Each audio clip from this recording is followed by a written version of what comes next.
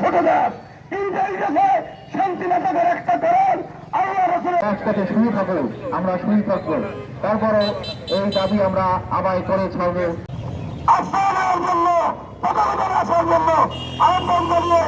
আজকে আমাদের কেন্দ্র ঘোষিত যে 5 দফা দাবি আদায়ের লক্ষ্যে সাধারণ মানুষের দাবি, এই দাবি আদায় করেই আমরা মাঠ ছাড়বো ইনশাআল্লাহ।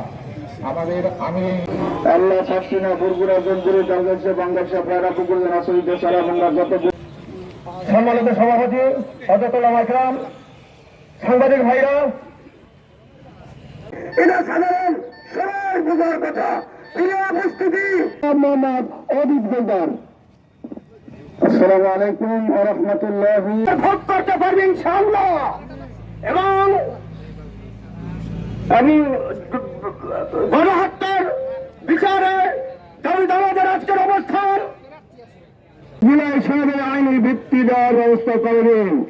আজকে আমাদের 5 দফা দাবির বিরুদ্ধে আছে যারা ব্রিটিশ সরকারের সহযোগী ছিল, ব্রিটিশ সরকারের দোসর জাতীয় পার্টি সহ 14 দলের আইনি তাদের কার্যক্রম নিষিদ্ধ ঘোষণা করতে হবে।